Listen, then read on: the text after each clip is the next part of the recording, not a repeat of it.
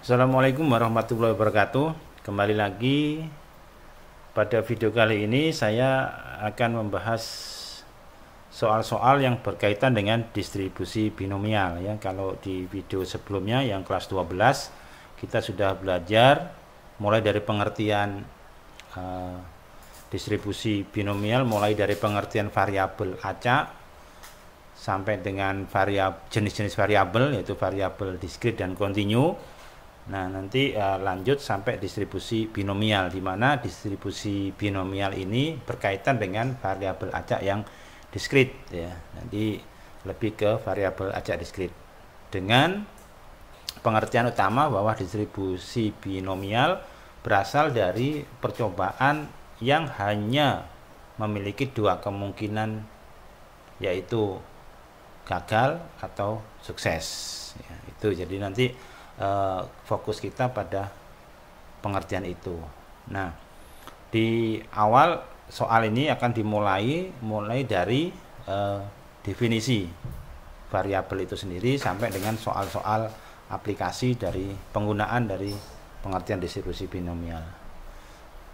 Sebelum kita mulai, perlu saya sampaikan bahwa soal-soal yang akan saya bahas ini adalah soal-soal yang saya kompilasi dari berbagai sumber, antara lain dari buku pelajaran yang digunakan di sekolah, dari beberapa penerbit ya, kemudian juga dari sumber-sumber internet, dari website yang saya kompilasi, saya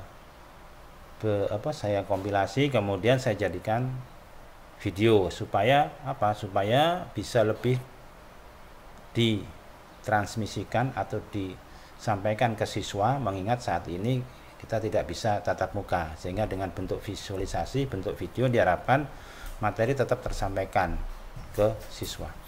Baik, kita mulai dari soal yang pertama. Soal pertama ini kita mulai dari pengertian atau definisi dari variabel.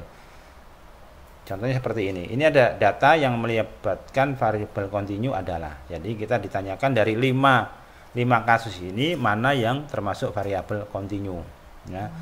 Jadi ada jumlah kecelakaan per minggu, ada bilangan cacat kurang dari 6, bilangan banyak kesalahan pengetikan, tinggi badan siswa, jumlah kendaraan yang melewati jalur lingkar. Ini saya ambilkan soal yang bentuknya pilihan ganda ya, jadi pilihan ganda. Nah, karena ini kita video pembahasan, maka akan saya bahas satu persatu, yaitu dimulai dari pengertian dulu.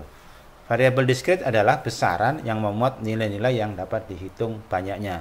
Tentu definisi dari variabel diskrit itu ada banyak sekali, jadi beberapa buku itu memiliki definisi yang berbeda. Tapi perbedaan itu hanya pada cara menuliskan definisi itu. Secara substansi, menurut saya bisa kita sederhanakan seperti ini. Jadi variabel diskrit itu adalah besaran yang memuat nilai yang dapat dihitung banyaknya. Itu aja. Jadi yang dapat dihitung, kata kuncinya di situ, dapat dihitung ya, bukan diukur tapi dihitung. Yang kontinu itu besaran yang tidak dapat dihitung. Nah, kata kuncinya di dua ini. Satunya dapat dihitung, satunya tidak dapat dihitung. Dihitung ini pengertiannya jadi dicacah ya, bukan diukur ya. Kalau diukur itu belum tentu bisa dihitung. Nah, kita mulai dari option A. Jumlah kecelakaan sebanyak apapun, seberapa banyak kecelakaan itu bisa dihitung ya, bisa dihitung dengan menggunakan bilangan bulat ya, bilangan bulat atau bilangan caca, lebih tepatnya bilangan caca. Kenapa? Karena kalau kita nggak ada kecelakaan berarti 0. Nah, bilangan caca, kemudian 1 kecelakaan, 2 kecelakaan, 3 kecelakaan, dan seterusnya. Jadi sampai banyak pun masih bisa kita hitung ya. Tidak mungkin ada kecelakaan 1,01 kali, itu kan tidak mungkin, sehingga ini yang disebut bisa dihitung ya. Bilangan bulat boleh masuk. Kenapa ya? Karena bilangan bulat itu termasuk 0, 1, 2 itu bilangan bulat, atau bilangan caca itu termasuk di bilangan bulat, sehingga bisa kita katakan bilangan bulat. Boleh juga ini kita ganti dengan bilangan caca ya. Jadi yang option A itu termasuk variabel diskrit. Option B tadi bilangan caca kurang dari 6. meliputi 0, 1, 2, 3, 4, 5. Selesai. Ya, karena di opsinya kan bilangan cacat kurang dari 6. Tidak ada bilangan lain yang masuk dalam kelompok ini. Hanya 0, 1, 2, 3, 4, dan 5. Bisa kita hitung atau bisa kita lihat. Jadi, bisa kita cacah. Ya. Sehingga ini masuk dalam variabel diskrit. Option C, banyaknya kesalahan pengetikan. Banyaknya kesalahan pengetikan itu pun bisa kita hitung. Ya. Misalkan ini contohnya ada 13 kali, ada 15 kali. Seberapapun dia bisa kita hitung. Jadi kalau kita ngetiknya banyak kali, ya kemungkinan salah juga banyak. Atau bisa jadi nggak salah sama sekali. Kalau nggak salah sama sekali berarti 0 kesalahan. Ya. Kalau kita ngetiknya sampai 100 halaman atau 1000 huruf, kemudian 1000-1000-nya salah, ya bisa jadi, tapi ya nggak mungkin juga gitu ya. Kecil kemungkinan itu. Nah, namun demikian tetap bisa kita hitung. Hanya di sini kita masukkan dalam kelompok variabel diskrit. Ya, option D tinggi badan siswa dapat diukur. Nah, ini perhatikan ya, diukur bukan dihitung ya. Kalau jumlah siswanya itu kita katakan dihitung, ada 1 siswa, 2 siswa, 3 siswa, 4 siswa, dan seterusnya. Jadi kalau jumlah siswa dalam satu kelas, nah itu namanya bisa dihitung. Tapi kalau tinggi badan siswa, sekelompok siswa, boleh sekelas, boleh satu sekolah, itu tidak bisa dihitung, tapi diukur. Diukur itu apa ya? Pakai meteran. Jadi, nah karena kita mengukur, maka kemungkinan hasil yang kita peroleh itu belum tentu bulat.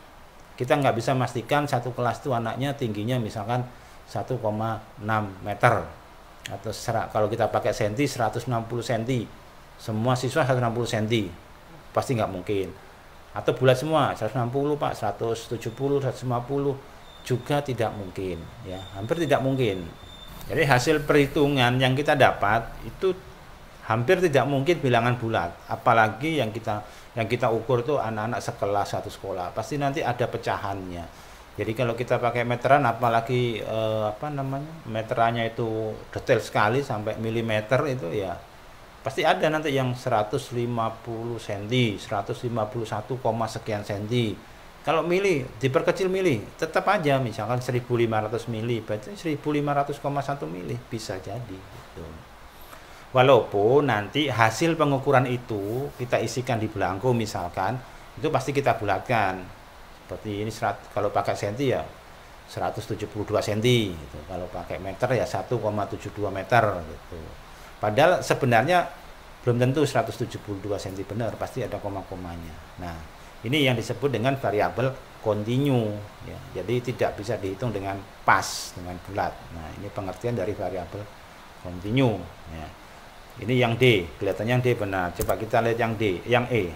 Apakah dia kontinu atau diskrit. Nah, yang E tadi jumlah kendaraan. Nah, dari kata jumlah kendaraan saja kita sudah bisa menduga bahwa ini pasti terbatas dan pasti bisa dihitung. Ya. Kan nggak mungkin kendaraannya berdempet-dempet sampai nempel. Itu pun masih kita bisa lihat, 2 kendaraan, 3 kendaraan, 4 kendaraan itu masih bisa kita lihat. Apalagi ini jalan ya, kendaraan yang melewati jalur lingkar. Nah, seberapa banyaknya pasti terbatas ya. Ingat ya, jalan lingkar itu kan pasti terbatas, nggak mungkin tak berinya kendaraan lewat situ. Dan itu masih bisa kita hitung ya. Kita hitung. Sehingga dia masuk variabel diskrit. Jadi jawabannya adalah yang D, yaitu tinggi badan siswa. Oke. Nah, ini ya, jadi soal pertama ini kita masih membahas tentang definisi, teori atau pengertian dari variabel acak atau variabel diskrit dan variabel kontinu. Kita lanjutkan soal yang kedua, masih melibatkan atau masih kita mulai dari pengertian tadi. Kalau di soal pertama tadi kita diminta untuk menentukan yang termasuk variabel kontinu. Sekarang kita lihat yang ditanyakan adalah data yang masuk variabel diskrit. Di sini ada 5 option, yaitu bilangan asli lebih dari 4, bilangan bulat kurang dari 5, usia penduduk suatu daerah, berat badan sekelompok siswa, banyak anak dalam sebuah keluarga. Nah, manakah yang termasuk variabel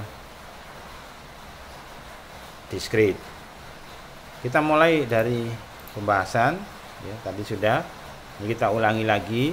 Variabel diskrit adalah besaran yang memuat nilai yang dapat dihitung banyaknya. Sementara variabel kontinu adalah besaran yang memuat nilai yang tidak dapat dihitung banyaknya. Ini konsep dasarnya seperti itu. Nah sekarang coba kita cek. Kita cek dari option yang A. Option A ada tak tadinya banyaknya bilangan asli yang lebih dari 4. Nah, jadi kalau kita hanya bicara bilangan asli lebih dari 4 ya, ini tentu sangat banyak ya. Bahkan nggak bisa kita hitung ya. Jadi datanya ini tergolong variabel kontinu. Sementara option B ada banyak bilangan bulat yang kurang dari 5. Ya, ingat ya bilangan bulat ya. Bilangan bulat itu berarti kan masuk dari 0 masuk negatif. Jadi ini pun masuk ke dalam variabel kontinu. Yang C, usia penduduk sebenarnya cukup jika hanya menggunakan ukuran nilai tahun. Realitanya usia seorang dapat dihitung sampai satuan milidetik. Dan demikian datanya melibatkan variabel kontinu. Jadi kalau usia penduduk itu atau seseorang biasanya kita bulatkan memang 36 tahun, 40 tahun. Padahal kalau kita lihat realitanya, aslinya, bahkan kita tidak tahu pasti umur seseorang itu ya. Karena kita lihat dari satuannya dulu ya. Jadi kalau kita lihat sampai satuan detik tentu sangat kecil sekali itu ya. Jadi, makanya di sini masuk di variabel kontinu. Bahkan tahun pun kita belum tentu pasti karena setiap tahun itu kan berubah ya. Ada tahun kabisat dan lain-lain. Sehingga itu bisa kita masukkan dalam variabel kontinu. Yang C, yang D sekarang pengukuran berat badan. Ya, ini pasti kontinu. Ini mirip kasusnya dengan tinggi badan. Jadi berat badan siswa itu atau berat badan orang itu kalau ditanyakan pasti jawabannya bilangan bulatnya yang disampaikan. Tapi pada kenyataannya kalau kita ukur betul, kita timbang betul tinggi berat badan orang siswa itu pasti gak pas.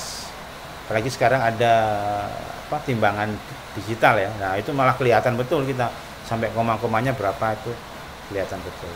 Sehingga di sini masuk di kontinu. Option E, banyak anak dalam sebuah keluarga. Nah, kalau ini terbatas ya, terbatas. Sebanyak-banyaknya anak yang ada di keluarga itu masih hitungan, apalagi sekarang kebanyakan ya 1, 2, 3 anak itu yang umum ya, walaupun ada sih yang anaknya sampai 12 itu ya, tapi kan itu pengecualian, itu sedikit ya, nggak ada yang sampai puluhan bahkan ratusan gitu ya. Ini dalam sebuah keluarga itu artinya keluarga yang umum ya, bapaknya 1, ibunya 1. Nah, kalau kita bicara yang nggak umum nanti ya berkembang lagi jadi kontinu semua nanti ya. Jadi ini yang kita maksud di sini adalah yang kondisi umum, di mana satu keluarga itu adalah ada satu bapak, satu ibu, normal, umum, ya, punya anak. Ya. Jadi, kalau tanyakan yang lain-lain nanti berkembangnya jadi kontinu. Ya. Oke, itu jadi pengertian sederhananya begitu. Ya, sederhananya begitu. Jadi itu variabel kontinu, variabel distrik. Tentu nanti kalau kalian sudah lebih tinggi jenjang pendidikannya, mungkin sampai kuliah, mungkin pengertian ini bisa bergeser ya, bisa bergeser dan lebih bukan berubah tapi bergeser untuk lebih detailnya, lebih jelasnya. Tapi secara umum untuk tingkat SMA ini itulah pengertian gampangnya atau pengertian mudahnya, pengertian sederhananya dari variabel diskrit dan variabel kontinu ya. Ini soal yang kedua yang kita bahas. Jadi jawabannya untuk yang soal kedua adalah C ya, atau E, banyak anak dalam sebuah keluarga.